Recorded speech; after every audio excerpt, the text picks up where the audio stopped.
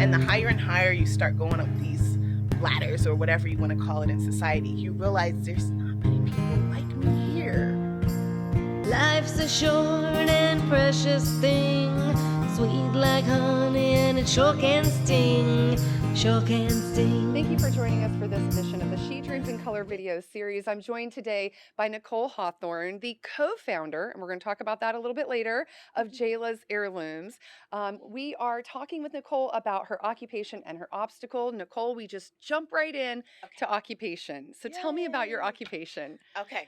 Well, my 9 to 5, I'm a project manager, an agile project manager, and I work for a startup, and it's called Have Her Back. And what we do, we're basically a culture consultancy. We work with a lot of major brands to ensure that they are who they say they are internally and externally. So it's a beautiful job. I really enjoy it. And then my other, I say, job that is really my life, it's become my life, is Jayla's Heirlooms, named after my daughter, her namesake Jayla. And I'm co-founder with her. She's 5, by the way. The 5-year-old co-founder. 5-year-old co-founder. Initially started at 4 years old, so we're a year in. But we create diverse dolls because we believe every girl deserves a doll that highlights their natural beauty. And that's where we started. Basically, was just wanting girls to feel beautiful the way they are. And I had problems with trying to find that for my daughter, and that's how we started, and that's where we're at. We're living a dual life right now with me working full-time and being full-time in our business, but that's where we're starting. I love that. I love that. A huge deciding factor of who we interview here on She Dreams in Color is a woman who's doing something she's called to do. And following your journey, you've been in the news a lot. You've won awards for Jayla's Heirlooms. Following your journey through social media, it was very clear to us that you are called to do this. Yes. And you have to be called to do it to be able to make it, right? Yes. It's a lot of hard work, girl. But the good news is we're so passionate about it. It shines, and people really pick up on that energy and just the vibe of what we're doing and why we're doing it. And I think that now has never been a better time for us to be in this space. This really is our calling. Why did you choose to make Jayla the co-founder with you at 4 years old? And it's not just a gimmick. Yeah, she really works. Yeah. And we're working on getting her paid. Like, she asks about that and everything, which is so funny to me as a little child to understand that. But I feel like entrepreneurship is a life-changing thing. And for such a young person to be involved in it, I can only imagine where she'll be at 20. Or at my age now. So I wanted her to be the centerpiece because it really started with her. In 2016, when I was pregnant with her, I wanted to find a beautiful brown doll. And I'm like, I don't want it to be plastic. I want it to be handmade, or at least something out of fabric. And I could not find one. And I'm like, this is insane. Like, I would think that, after time, as many years as from when I was a child to now, that it would be easier to find. Like, that's not something that's a challenge to me. And so when I couldn't find it, and I'm like, there's just no way she's going to grow up not having something that looks like her, genuinely, without makeup, without looking like an adult. And those things are fine because, some parents choose those things for their children. But for my child, I wanted something a little bit different.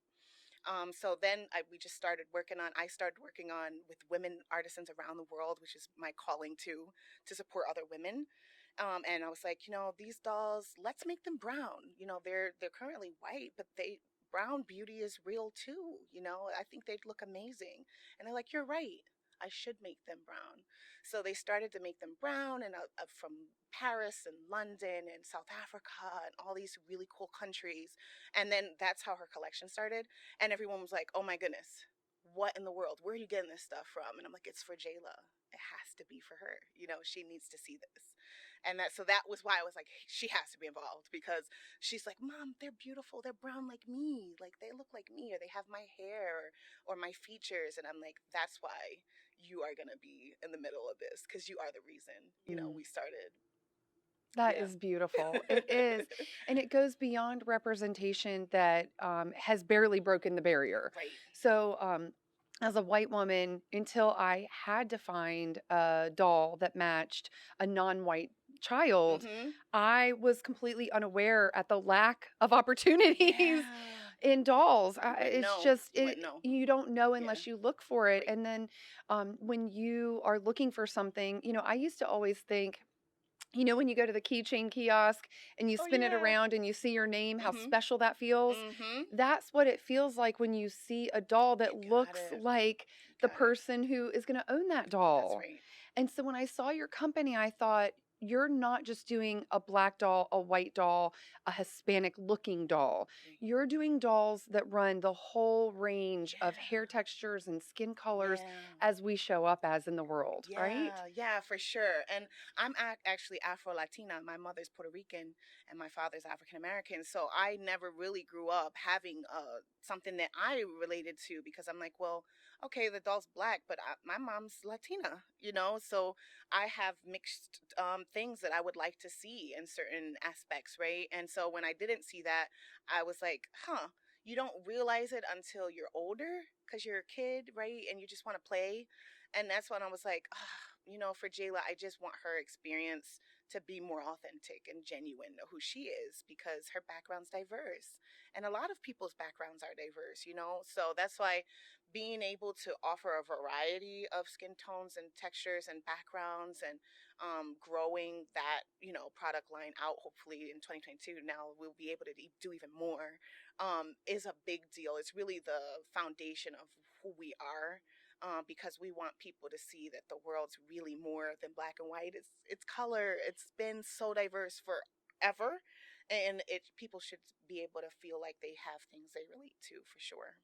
It makes such a huge difference. And a big Mm-hmm. part of our mission with She Dreams in Color is to show entrepreneurs of all ages, Yeah. sizes, races, backgrounds, socioeconomic statuses. And so I appreciate you sharing your story with that, because even there is another mother who wants to encourage their children to get into entrepreneurship, but what does that look like and how does that work? Mm-hmm. And you're also in a situation of having the 9 to 5 and the 5 to 9 that so many entrepreneurs are in. Yes. But I also hear how your 9 to 5 is supporting and feeding and fueling that creativity that's Yes. needed for your company, Yeah. right? Yes, which is so crazy because I feel like technically, like, your day job wants to keep you forever, right? And they're like, wait, that might threaten you being here forever with us. But because they're all women empowered and they're empowering, it's women empowering women. So they see the drive and the dream. And instead of like discouraging it for their own purpose, well, she would serve us better being here, all the time or in the future, foreseeable future. They're like, no, you need to live your dream because you only get to do that. So, like, when do you get to pursue a dream that you've been called to? So I just love the fact that they love us, they support us, they're always looking for ways to, like, what can we do to just get Jayla's out there, Jayla's heirlooms more out there. And I love just the feedback they give is amazing too. When I'm like, what do you think about this? Or sometimes you need somebody to throw ideas around with, and they're always available and like wanting to help. So that's like the gift and the curse, because I'm like, oh my goodness, I don't know if I could ever leave y'all.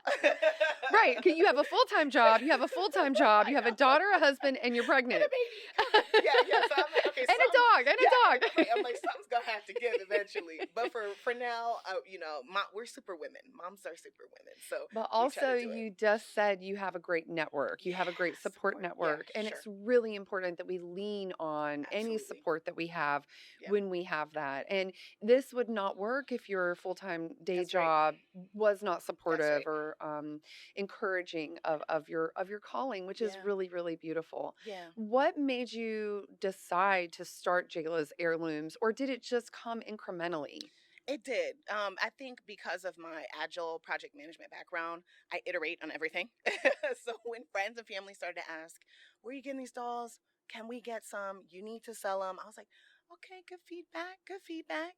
And then I finally said to my husband, this has kind of been like a hobby, I would say co-designing and curating the dolls with makers from around the world, and they're women. And I'm like, I dig this. Like, this is my thing right now. Like, what do you think? And he's like, do it. Make it something. And I'm like, make it something. What does that mean? Right? Yeah. I'm like, I got to explore that. So then I said, let's just do a soft launch. And that was in November 2020. I was like, let's just go to social media, right? Facebook, Instagram, put it out there, see what people think. And we sold out. We only had like 25 dolls, and I was like, oh my gosh, they're gone. That's crazy. This is something. And so then I was like, okay, let's keep going. But because I have a business background, I call it a vintage marketing degree from Johnson and Wales, actually university. I was like, let's put that marketing to use. Let's actually do something with it. And that's when I started applying for the grants. And once we started winning them, that's when I knew there was like no turning back, because these are strangers, right, that I'm pitching to and telling them our ideas and our dreams and our goals. And they're like, yes, you can have money for that. Yes, you should do that. And I'm like, okay, this is it. Like, there's no turning back. I'm like, it's not Shark Tank, but this is like, okay, I can get the Shark Tank one day with this, right? And then that's when I was like, okay, you got to keep going, because it's bigger than you now. The idea is bigger than you, and people actually need this, and girls deserve to feel good about who they are, just naturally. Yeah. Yeah. And so it must be a huge confidence boost every single time you win something, every single time you're featured, every Yeah. accolade you receive, every sale Yeah. has to be a huge confidence boost where Yeah. you know that you are good at what you do. And too, Jennifer, the opposite end of that, when I get a no, it tells me that there's something better that I could be doing to get the yes. So that's why I feel good about the yeses, because I'm like, this means that I did what at least what you're expecting of someone to move this business forward. When I get the no, it's like there's something else that I need to refine.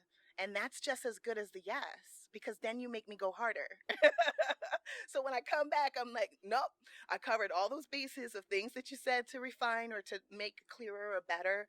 I deserve this yes. So it would be very shocking sometimes, like if there was a no after, the no, because I'm like, no, I did everything that was supposed to be refined. That's that project manager and me. I made the plan to readjust everything. And then that's when I'm like, okay, when there is a yes again, I'm like, all right, that means I'm going down the right path. So what has been your obstacle then in this process? Because it Girl. sounds like everything Yes, is so no, together. listen, the obstacle is me internally. I have a lot of self-doubt. And I think that doubt comes from when you grow up just as a woman of color. I think people don't necessarily think that whatever your dreams are valid. And that's that validation that you don't get sometimes growing up. You're like, man, am I doing a good job? Or, your parents love you, and if you have good parents and family and they support you. But sometimes you don't get that from external parties. And some people don't need it, and they keep going on, and they live their life, a great life. But other people do look for some validation, like, am I doing a good job? So I think as women in general and women of color, we don't get that sometimes. So it's like, man, I don't know if I'm doing what I should be doing. I have to really dig deeper. So as now, I think at this age, I'm like, I got it. Anything that I do now, if it doesn't speak to me, then that I question why. Why doesn't it speak to me? And that's probably one of my biggest things that I'll forever work on. It's like, don't doubt yourself. When you got it, you got it. Keep going. And that go into that place inside of myself to be like, why are you guessing yourself? Why not you? Because some people say, well, why me? Well, why not you? Why? With that, you deserve all these good things in your life, especially when you work really hard. So you shouldn't doubt that. So that's been a really big thing for me that I constantly have to check, like self-check, and be like, are you doubting yourself because you're concerned about something, or you need external validation? Or is it that the history of your doubt is creeping back up and scaring you from your purpose? And then I'm like, nope, it's too late. You are down this path, girl. So keep going. Your story resonates with so many women, as you said, women in general and women of color, I'm sure, and it shows up in a dialogue usually as imposter syndrome. Yes, right? major. Is that what it feels like? It feels like an imposter syndrome kind of feeling. Yeah, and I think that not just even the imposter thing is like belonging, and wondering if you are in a space that is inclusive of who you are or even reflects you. And like corporate America, you can be in a boardroom and I could be the only brown person, or you could be the only woman. And you're like, man, what is up? Like, either I'm in the wrong room, or these people are the wrong people, in this room, that we don't get an opportunity to have more diversity. But I think that self-doubt and the imposter syndrome are go hand in hand. And it's really something that I don't know if you ever really get over. I think it's like a coping thing where you just kind of cope with, like, this is a reality, but it doesn't have to be my reality, and I can be more in control. But like, everybody's like, well, what about growing up? How did you feel? I'm like, I had a great childhood. I feel like I'm from Massachusetts originally, so I went to pretty diverse schools for most of my life, but it still is a reality in the world when you do enter into the world that you might be the only one. When I went to college, I might have been one of a couple of brown kids or students in my class at that level. And the higher and higher you start going up these ladders, or whatever you want to call it, in society, you realize there's not many people like me here. Do I do something about that? Or do I just accept it and feel like the token one, the chosen one? So that's why I'm always like, just check yourself, because you deserve to be wherever you are, whatever space you're in, own it. That's for you. You got there for a reason, and you tapped into something that other people have the ability. Because I always say, you have everything you need inside of you. You just have to tap into it, regardless of your background. And some people may not know how to do that and could use some help. But once you do tap into it, that's it. No one can stop you. So that's what the path we're on. I'm like, no one's stopping us at this point. We are going forward. My little 5-year-old is on the train with us. We are moving, and there's no stopping. You said something that I think illustrates the dichotomy a lot of stories I've heard reflect, which is, am I the token or am I the chosen? And so the struggle of, am I here as a symbol, or do I belong here? Did I earn this? Am I in the right place, or is this not this space for me? What a struggle to feel and kind of be torn on, especially when you already are doubting your own abilities naturally, and then compounded by the intersections that you have. Yeah, for sure. And also, I think that's interesting that you bring that together like that, because I think women in general experience that, like, hands down, no matter what color you are. As a woman, you walk into this world just different. You're seen differently than a man, right?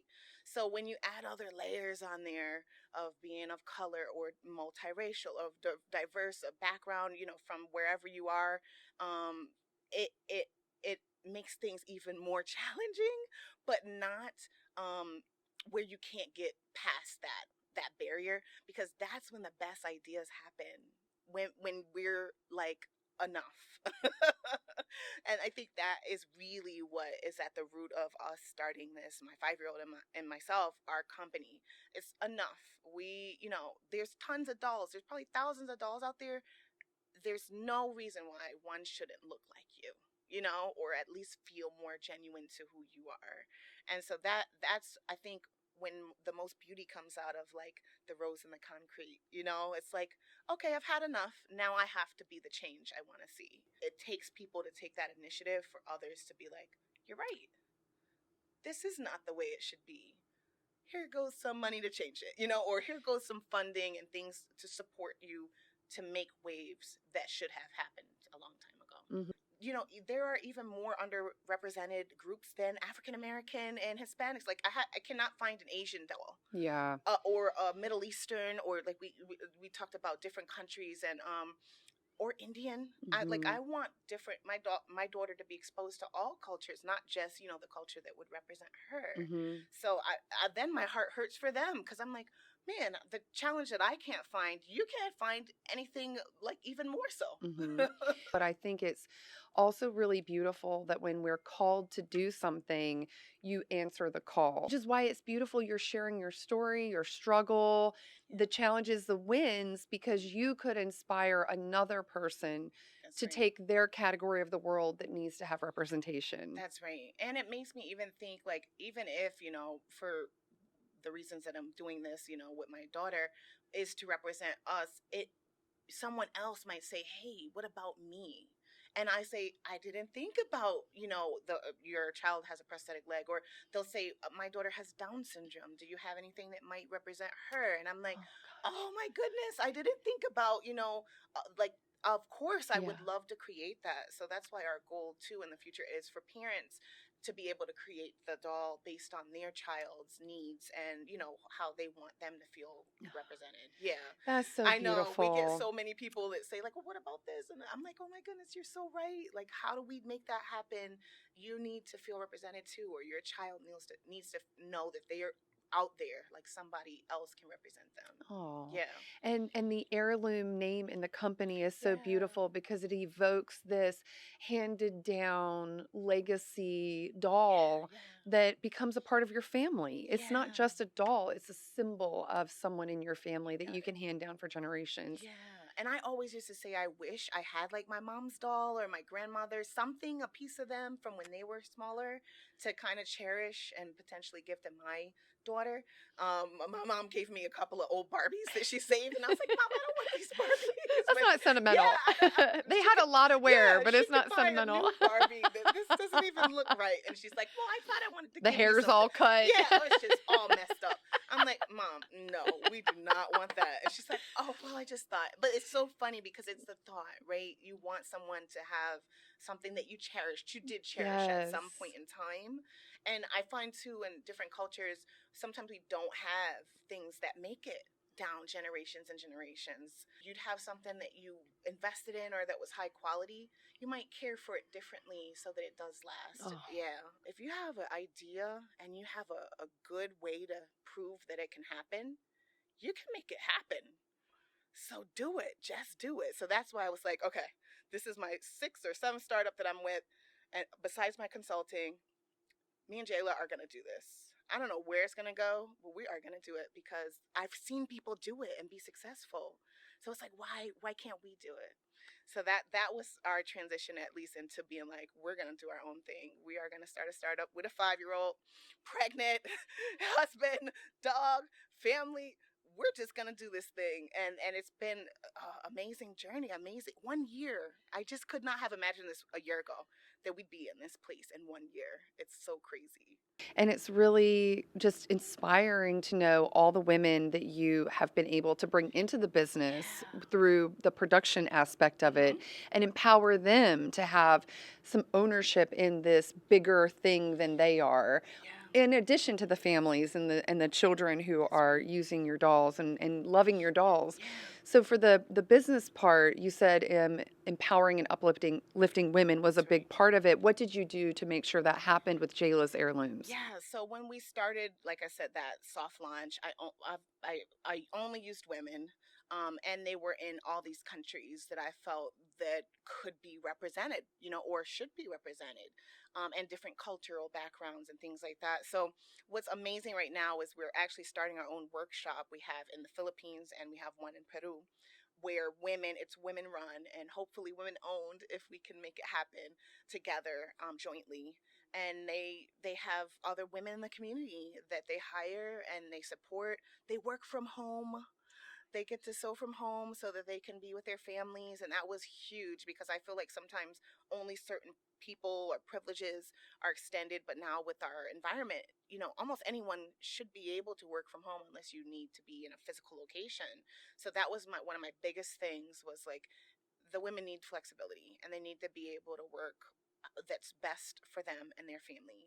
So I'm so proud that the women are able to work from home as they choose, as long as the work is getting done, there's no reason why you can't, and be with your family, and keep an eye on your little one. You don't have to worry about being in a physical office or, workshop. And we try to do that, make sure that they have access to whatever they need. So that's another big thing, is sustainability.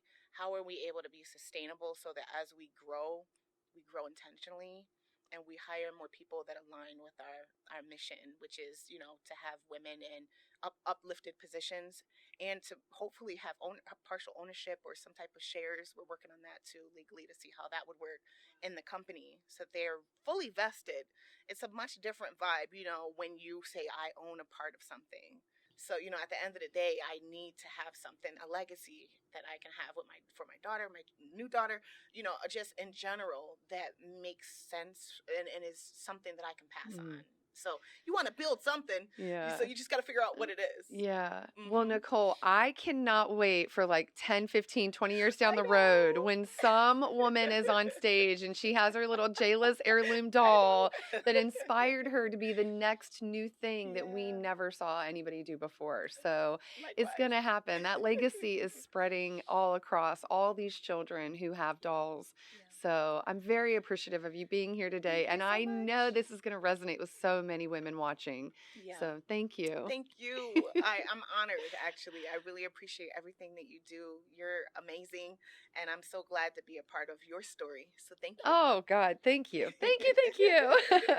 As always, with every episode of the She Dreams in Color video series, we choose a t-shirt from a local business that you can support that amplifies the message the woman shared in her interview. And today's t-shirt comes from the company Scarf and Blazer, which is woman-owned. And as you can see, it says, "Be the CEO your parents wanted you to marry."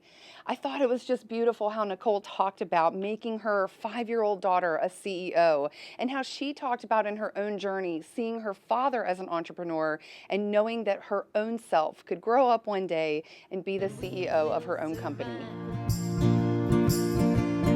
It's our turn, won't let it burn. It's our turn.